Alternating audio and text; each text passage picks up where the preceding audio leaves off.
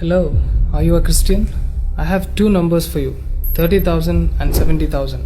Keep it in your memory, I'll describe these numbers later.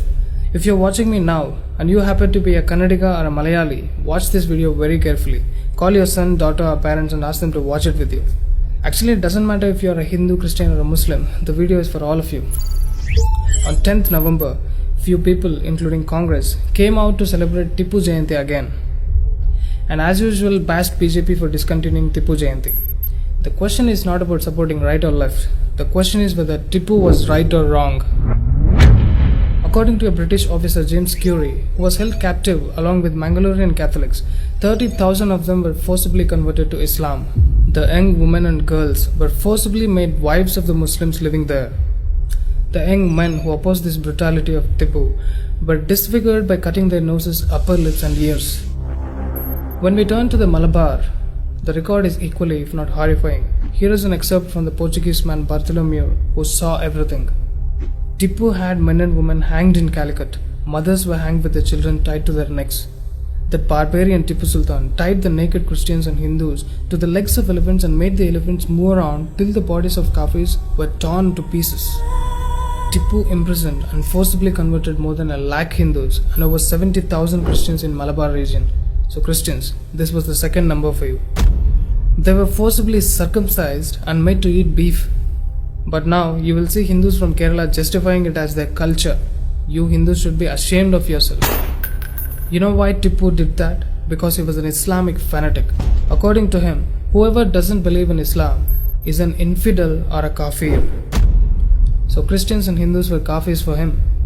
And according to Islam, whoever is a kafir should be killed, exclusively in a torturous way, whichever horrible way their hatred finds expression.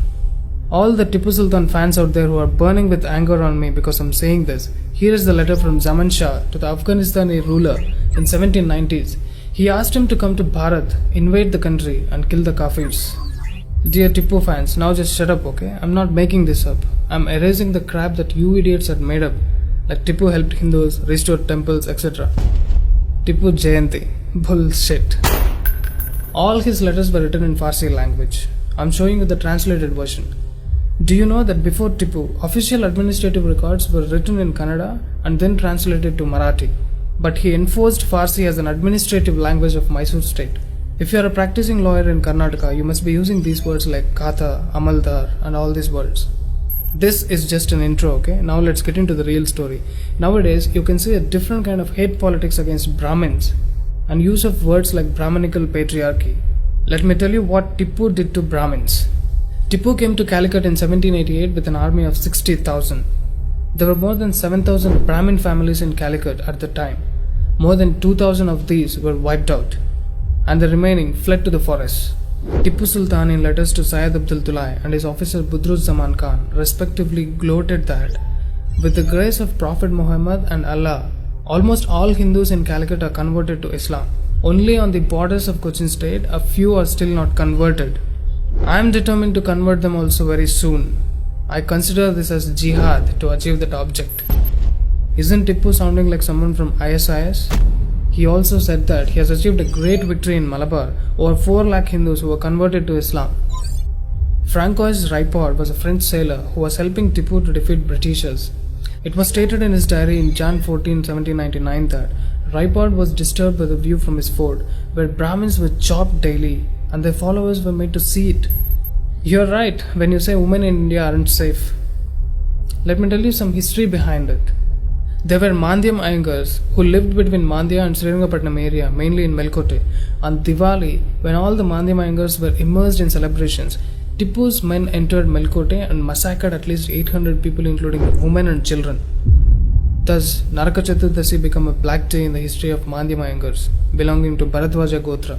After the genocide of these Brahmins of Karnataka, their descendants till date haven't celebrated a single Diwali festival. But according to The Wire, Tipu is a warrior and a dreamer. Also, according to Benjamin Lewis Rice, Tipu was a Muslim fanatic, and by the time Tipu died, there were only 2 Hindu temples left standing within the Srirangapatnam fortress. If Kerala was where Tipu Sultan showed his cruelty, Karnataka was where he showed his brutality and murderous self. So now you know that it wasn't only the lower caste Hindus who were brutalized by jihadists like Tipu. he also killed thousands of Brahmins and converted lakhs of them to Islam. Everyone who is not a Muslim is equally a kafir to them. Where do you think Muslims who come out on roads to burn down cities like in Gujarat, Delhi and Bangalore learned that skill from? In 1788, Tipu marched into Coorg and burnt down entire towns and villages. Mir Hussain Kirmani, who was Tipu's courtier cum biographer, described how they burnt down villages in Kushalpura, Talakaveri, Madikeri and other places. In a letter to the Nawab of Kurnool, Ranmast Khan, he described how he took 40,000 Coorgis as prisoners and forcibly converted them to Islam and incorporated them with Ahmadi corps. To Islamize Coorg, he transported about 7,000 Muslim families belonging to the Sheikh and Shayed sects to Coorg from elsewhere. Tipu will technically qualify the word devil. He was so cruel and maniacal that he ordered even the dead among the Coorgs were to be made Muslims.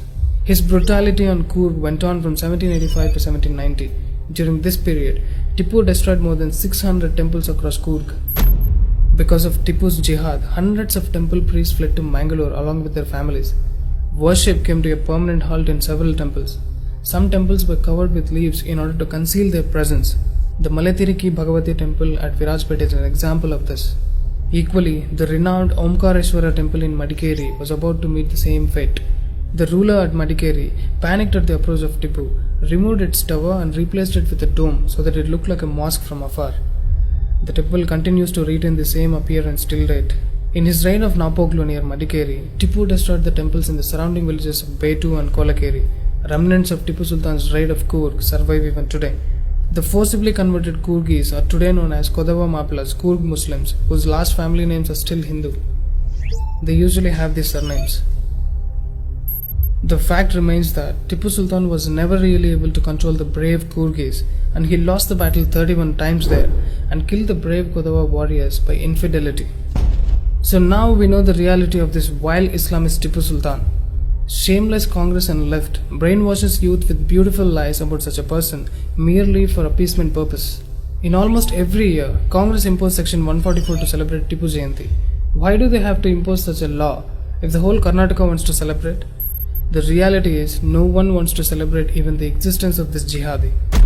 Also, it is now clear that all the Muslims living in that area were in fact forcefully converted by Tipu, and they were previously mostly Hindus. He wasn't a freedom fighter as the left says. He fought not only against the Britishers but also against the Nizam, Zamorins of Kerala, also against Marathas. How is a freedom fighter then? He named Mysore to Nazarbad, Calicut to Islamabad, Sakleshpur to Manjarabad. He did all of that for religious and political reasons and to increase his own kingdom and not for the nation. Or else why would he kill lakhs of people for it in the name of jihad?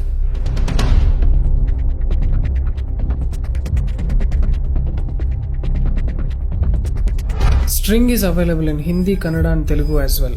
Please subscribe to your favorite regional channel, like and share the video. Please support us through Patreon and one-time payment options. See you again in the next video of String Reveals.